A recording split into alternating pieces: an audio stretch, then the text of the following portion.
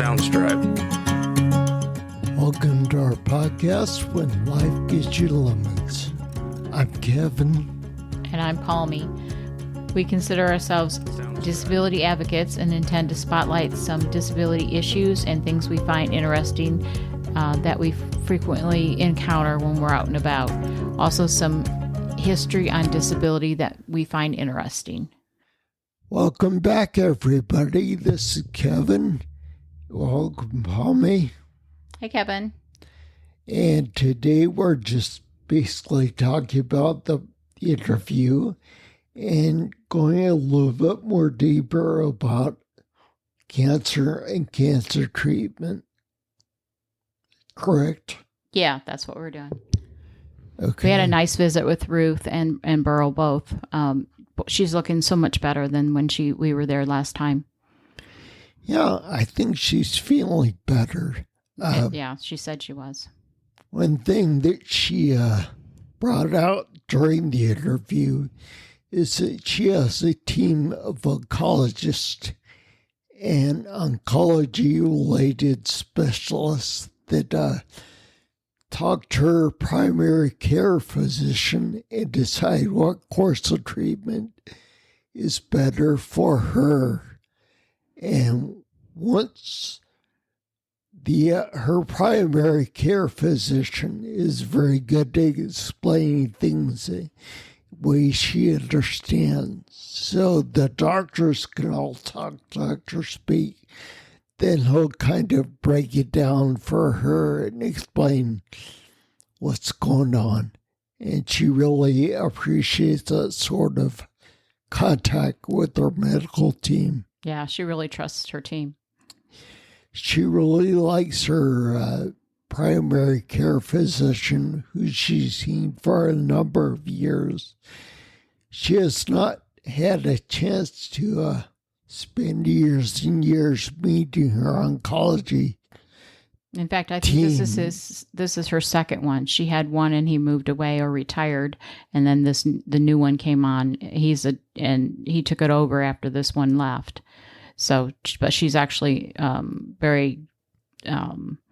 has really adapted to the new one also. So, one of the things she mentioned is that all her oncology team was basically treated, consists of people who are either at Vanderbilt, yeah. Vanderbilt University. They just put a new Vanderbilt site in at Cookeville. Right. The entire staff at our oncology department was either trained by Vanderbilt or falls to the Vanderbilt doctrine. Oncology, yeah. Of the way they do things, the way they keep charts, etc. Yeah.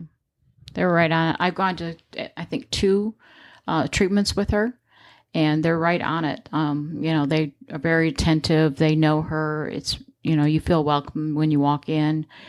She's had a few incidents where strange things have happened, and she's called, and, right away they were right on it and took immediate care for her. So I think that's amazing. I do too. For those Makes you feel better when you're 4 hours away and you can't get there as quickly as you'd like to be, I graduated high school in 1978. Basically, people who got cancer back in that days didn't survive. Were usually just automatically assumed that was a death sentence. Yeah. She has a friend who as she mentioned in her interview, I think, that has been doing this for, 10 years. Yeah. Yeah, it's a pain in the butt to do, but it's allowed her to live for an additional 10 years. So, and she mentioned this Immunotherapy, which I had never heard before, which helps the immune system fight the cancer. Because we just mentioned in the previous interview, our episode, that cancer tries to evade the immune system. So it's something that enriches your immune system to try to fight the cancer. Right. Which is basically the first step in what you go with, for example, with the COVID vaccine that was an mRNA type vaccine, was to identify the cancer markers and specifically what the cancer cells look and act like. They can impart that information into the body's immune system, and the cells can do a better job of targeting the cancer. Whereas before it was just, well, I guess, yeah. to kill the cancer, we've got to basically kill the patient. Just kill everything until the cancer is there no more. But here they want to kill a little bit of cancer and stop it from spreading, and then let the immune system perhaps get clued into what's going on and continue the fight, so you don't have all those noxious, toxic chemicals in your system. You don't have the effects of radiation in your body. You just kind of let it happen naturally, so to speak. So depending on the type of cancer, there's several kinds of treatments that are available, depending on the type, the stage, and the individual's health factors. The most common approaches, which is surgery to remove the cancerous tumor or the affected tissue. There's chemotherapy, which is drugs to kill or slow the growth of the cancer cells. There's radiation, which targets the cancer cell with high energy radiation, basically trying to kill it. Immune therapy, which we just talked about, which helps the immune system fight the cancer. There's targeted therapy, which focuses specific molecules involved in the cancer growth. There's hormone therapy, which blocks or removes hormones that fuel certain cancers, like you were just talking about. There's stem cell transplants, replaces damaged bone marrow with healthy cells. And then there's hypothermia and photodynamic therapy, which uses heat and light activated drugs to destroy cancer cells. Sometimes treatments are often combined for the best results. And cancer comes in many forms, and there are several different kinds of cancers. So let's go through a few that are listed. Okay, we're going to rattle off the list, but rule of thumb, any organ in your body can be a source of cancer cells. Not just organs. Blood. Okay, blood also is, again, we go back to those two types we talked about last time. Leukemia is basically cancer of the blood, and lymphoma is basically cancer cells transported by your lymphatic system. Okay. So I'll do one, you do one. How's that? Okay. So breast cancer, it's the most commonly diagnosed cancer in the United States. I didn't know that. I think one of the reasons that makes it so is you can actually carry a gene that makes you more susceptible to breast cancer. Really? Is that correct? You can carry the gene. I know that. And you think it's based on our genetics then? I think so. I don't think it means if you have that gene, you're going to have I know you're more susceptible, cancer. Yeah. It just means you're more likely than average to get, say, breast cancer. And that may or may not be the case with other types of cancer. I just plain don't know the answer. And I believe that's men or women, both. Breast cancer does affect both sexes, yes. Which I did not know until I started reading stuff during the research of this process. Yep. The next on the list is chemotherapy. No. lung cancer.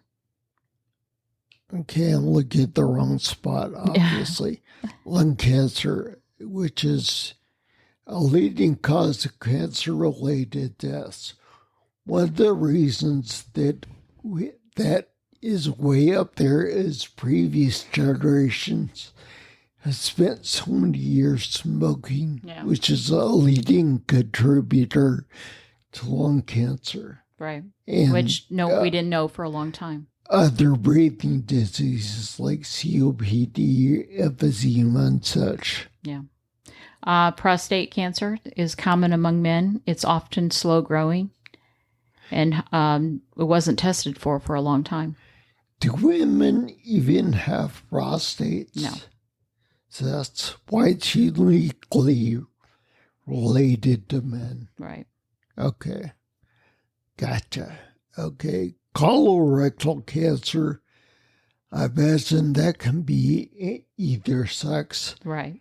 And a lot of the things, you see a lot of TV ads for colonoscopy. That's why you get your colonoscopy. And Cologuard, things that allow you to catch colon cancer before it's obvious or before it's hurting you. I think there's a connection between hot dogs, that type of food, lunch meats and stuff like that. Has processed foods, yeah. So I think there's a connection there. They say that's not to eat that for that connection. I thought that was just a general health thing But I think it's more related to the colon and the rectum cancer. Which would kind of make sense, I guess. Melanoma, a serious... I lost my place too, sorry. A melanoma, a serious form of skin cancer. And now that we're having more and more of our ozone depleted, I think that's becoming more of a serious issue. Okay, that's fake news, Pommy. Whatever. The hole in the ozone layer is closing and healing itself. Okay. Well, I know 3 people in my my volleyball group that's had skin cancer removed recently, so I know it's a big thing. Yeah, I know that every single time you go to the doctor and get, for example, a skin tag or a mole removed, they'll always test it to see if anything in that was removed was cancerous. Yeah. In years gone by, when I was younger, at least, tanning in the sun was very, very popular. Right. Which led to a lot of people not using any or very little sunscreen. When I was a kid, we used to use baby oil and sit out in the sun, which was like tanning yourself. Anti-sunscreen, yeah. It's like tanning a turkey. Basting their turkey. Basted a turkey, yeah. Okay, so next one Give me other ultraviolet light there. Wait, little did we know, right? I think there's still people that do that. So one common misconception about ultraviolet light and sunscreen is ultraviolet light penetrates clouds. So even if it's a cloudy day, wear your sunscreen. Yeah, I was just telling Kevin I was planting our garden, and it was completely cloudy. In fact, there was almost rain clouds, and I was out there all day long, and I was planting my plants, and I came in, and the top of my forehead, of course, I didn't think to wear a hat because, one, it was actually cool outside, and I actually had a little bit of a sunburn on the top of my head. And I never would have thought to have to put some lotion or sun tanning or sun protection out from it because it was so nice, cool and no sun. It was actually a little rainy out, but there definitely the rays coming through those rain clouds. And one other thing you should be aware of, it matters a lot where you live on the globe. Yeah. For example, when we lived in Hawaii, I could be outside for 15 minutes without sunscreen, and I'm fried. Yeah. And I was like 10, so I just not used to the Hawaiian tropic sun Being beat so close. down on me. Yeah. And being a Caucasian, I need that sunscreen. Yeah. Next one, Kev. Is it my turn? Yep. Bladder cancer. So this is more common in older adults. Okay, I think that goes without saying because just about everything affecting your bladder happens to you later in life. Well, all those toxins, collection of all those toxins forever and ever. Could be, yeah. All those waste products your body is trying to get rid of. Yeah. Kind of makes sense. Go out through cesspit pits. Yeah. Non-Hodgkin's lymphoma, a cancer of the lymphatic system. Again, all those toxins, that's where they're getting, they're stored in your body. Makes sense. And the next one is kidney cancer, which is basically the filter. It catches those toxins. Yep, the separates it from your blood or lymphatic system and directs it into your urinary system. Right. I can never say that word. Endometriosis cancer affects the lining of the uterus, which is what I had. And leukemia, which is a cancer of the blood, as opposed to and bone marrow lymphoma. It's in your blood, not your lymphatic system. And that's the part that, unfortunately, I don't know about nowadays, but for the longest period of time, insurance companies would not cover it because the treatment for it was something they deemed experimental, even though it was the only treatment for it, i.e. the bone marrow transplant, and it had been around for 10, 15 years successfully. They wouldn't cover the bone marrow transplant. Again, I'm not sure why, but perhaps some of our listeners may have some more updated info on that, whether it's such a pain like it used to be, or that's something that I just happened to grow up with. Yeah, I think they do now. But so each type has a different risk factors, symptoms, and treatment options. The survival rate are different for each kind of cancer and vary differently depending on the stage, diagnosis, the treatment options, and overall health of the patient. Here are some 5-year relative survival rates for localized cancers, meaning the cancers that are not spread beyond its original site. And before we get into that, Pommy, let's talk about cancer markers. I think that was brought up during the interview. Basically, if you have cancer cells, your blood is going to show the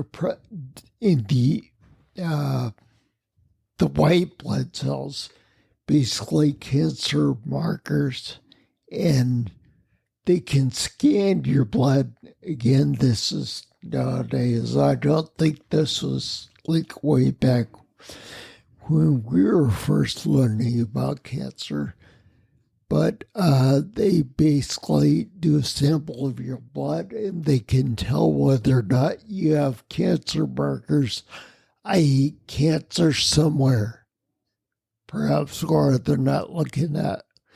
I've had a couple blood tests, and the technician that reads out your blood tests will test always for cancer markers. And then if there are cancer markers in your blood, your physician will bring that to your attention and perhaps suggest further testing to identify where and what type. Okay. Sorry to interrupt, but that's... And because I interrupted, let me throw this out there. Okay, Bobby was talking about the percentages in a survival rates. Again, I don't think this is strictly modern numbers. I think this is over a period of time, which may, be, if you want to look at them from year to year, I'm sure they're decreasing. The first one is esophageal cancer. Again, remember our predecessors smoked a lot. Not only smoked, but chewed tobacco. They had basically tobacco, which can be a leading cause of cancer, and will, of course, having tobacco products, be it smoking or chewing or dipping, whatever, affects your basically your mouth, your digestive system, and perhaps produces some sort of cancer in that area or your respiratory system. And that's at 48.8%. Correct. Pancreatic cancer. That's at 44.3%. Okay, I want to also point out that's basically pancreatic system has a lot to do with your renal system. So that might be why. Those are pretty high, though, I think. Yeah. I would like to think they're getting higher, but I'm not going to speculate. Well, this is just if it hasn't spread, and it's based on a 5-year relative rating. So, right. Next one is liver cancer at 37.3, which sounds really low, but anytime you have cancer cells in your liver, you can count on your circulatory system, which is filtered by your liver. I think it does. I think it spreads fast there too. Yeah, it gets into your blood system. It is carried to different parts of your body. That may be why that's a bit lower. The next one is brain cancer. 36%. And that, I'm guessing, is lower because basically your brain controls every organ in your body. Yeah. These rates tends to be higher for cancers detected early and treated efficiently. So cancer survival rates depend on several factors, including the cancer type, the stage. The earlier the stage is found, the higher rating, and the less advanced the cancer. Also, the treatment options, what options are available to you, the age or overall health. Your mom was lucky. She is 84? 82, I believe. 82, but she was in really good health, Very active for her age, yeah. Genetics and biological factors, lifestyles, meaning diet, exercise, non-smoke, whether you smoke or alcohol consumption, healthcare access. Also included in the lifestyles is basically remaining active, even though you're stuck in some cases in a wheelchair, or perhaps using a walker or other mobility aid. Right. For most types, there is exercises that have been adapted to a seated position. That's for those of us that could not stand to do calisthenics without falling in, causing all kinds of chaos in our body. And those of us that are showing our age, so to speak, and just can't get up and walk around the way they used to. Sorry, dear, for interrupting, but No, that's fine. I thought that was worth noting. It also depends on the tumor characteristics, the size, the growth rate, the molecule makeup of the tumor. It all depends on that. I mean, each cancer is different. That's what your mom kind of stressed in the interview, that how they take each person individually and make a plan specific to them based on their own cancer, how they go in and take a blood test every time that she comes in, and then they decide exactly how they're going to treat it at that treatment date. She doesn't have she's given a plan, but it is executed based on how she's doing that day, and based all the way down to whether she has family coming in or how she's feeling, or so it's very personalized to how the person is actually doing. So there's been exciting advancements in cancer treatments that have improved the survival ratings. Specifically for breast cancer, the mortality rate has declined, and that's because the study found that the breast cancer deaths among women aged 20 to 24 significantly dropped between 2010 and 2020, and with marked decline after 2016, and it's because of all the advancements they've done specifically for breast cancer. There's a lot of research out there right now for breast cancer. Yeah, one thing I want to interject before I read the next one is that in general, okay, I know what to do for a rare disease, but I don't know how to do this for a non-rare disease. For example, cancer is that we're talking, in my case, it's a very rare disease. They have their own databases. You can sign up for clinical studies.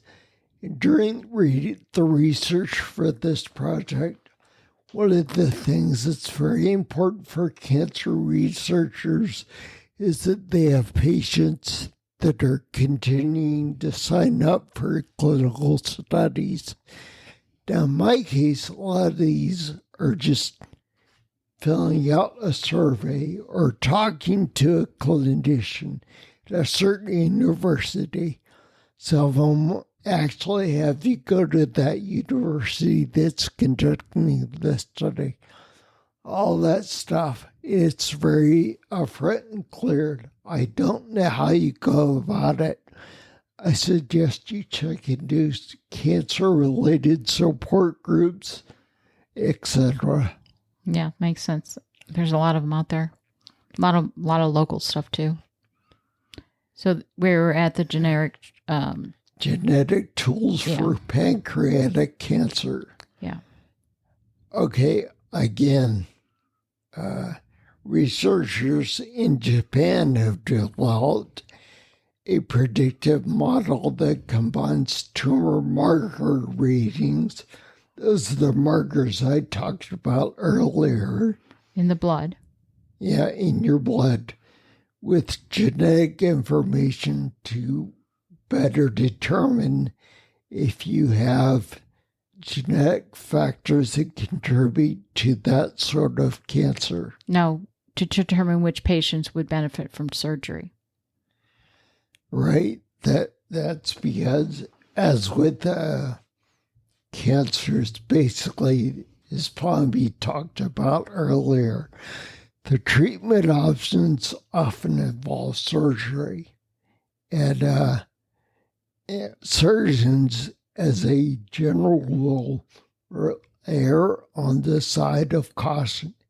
If you have something like pancreatic cancer, they'd much rather remove more of your pancreas as to be sure that they're getting all the cancerous cells.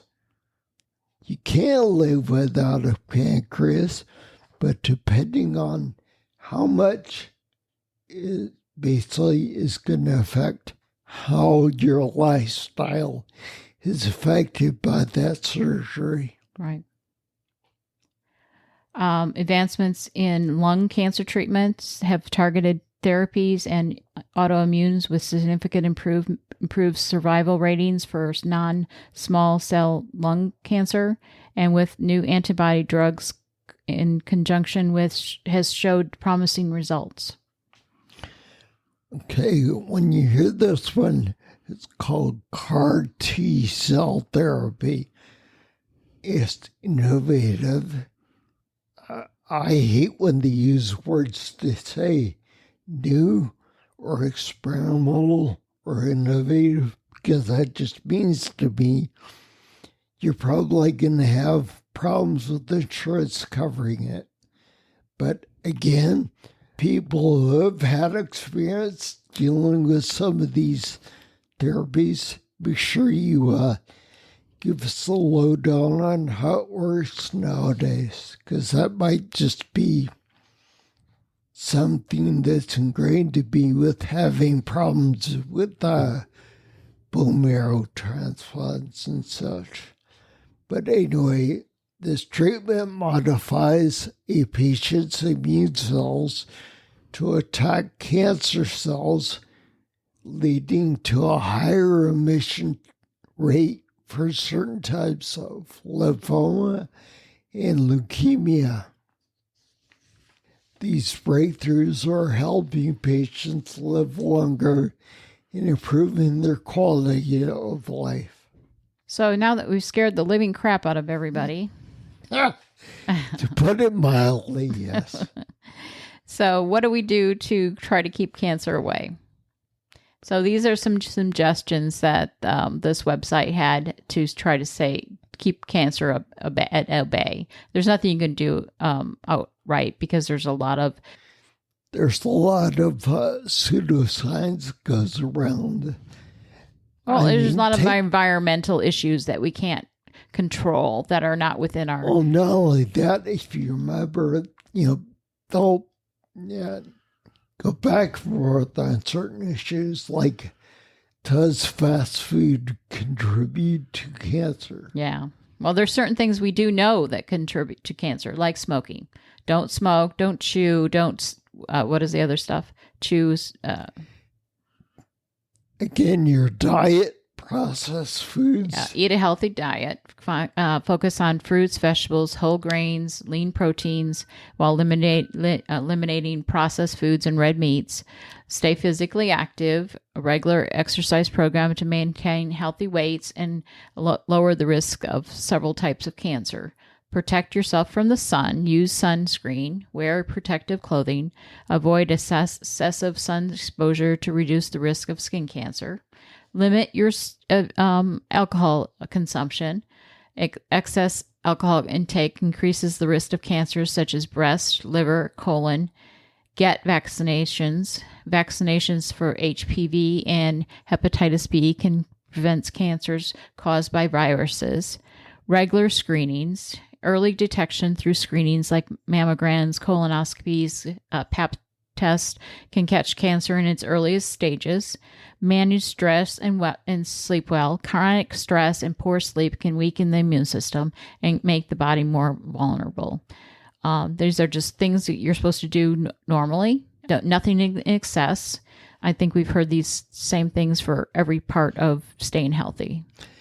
And basically, a lot of that can be augmented by implementing regular health care, which it's a issue in the United States and other countries that have a more socialized medicine program do not get affected by. In the U.S., people tend to seek medical care only when they know something is wrong. Well, it depends on your personality. that depends a lot on your personality. Some are seeking a doctor every time you turn have around. to doctors Yeah. in medical care itself. For example, it's usually a lot easier in urban areas to swing Have by access and to have a checkup at your doctor's place. I know Kevin doesn't tend to do it because it's a pain in the butt to get loaded up in the car. And, In rural areas, it's not so or, easy. I mean, if you're in the city and you don't have transportation, that would be a pain. So, or, other issues like when it rains, it's hard to get in and out of vehicles and stuff like that. So, but it's just always better to find something early than to wait and have it get too big to be and out of your hands and be worse, have the prognosis be worse. So, well, I think we have scared everybody to death. We've done our job. Well, let us know in your comments and fan mail, folks. Do we scare you sufficiently? But when life gives you lemons, what do we say? Make lemonade. That's right. Which is bad for you if you're diabetic. Use monk fruit. Yeah. Most of the, my experience with artificial sweeteners is kind of prejudiced. But monk fruit's been around for, thousands of years? Yeah, it's a natural sweetener. It's it's like stevia in that it's natural. It's not going to increase your chances of brain cancer. Any type of Alzheimer's. cancer. It's, like I said, we've had basically in the Western world artificial sweeteners since Roman times. Does anyone know what the artificial sweetener was the Romans used? Do you know that, Pommy? I have no idea. Lead. Really? Really? So saccharin is a lot better than lead? That's why, when Lead you was talk sweet? about Lead is sweet? lead paint, Oh, kids that's eat why it? kids eat it, It's because sweet? it tastes a little bit sweet. Oh, really? I didn't know that. I'm sure there's a lot of other flavors that are going on, but they just hit that sweet note and Oh, really? No. say, okay, this is something I should eat. No wonder they continue eating it, huh? Yeah, I guess. Huh. Yeah. Again, we're not talking about kids that chew on your holes. We're talking about kids that eat old flaking paint chips. Yeah. Does that All right. make sense? Yep. I have yet to see a kid chew his way through a wall. Is that something you're familiar with? Never heard that. Okay, well, until next time, I'll see you later, folks. Bye now. Till next episode, take those lemons and make your own lemonade.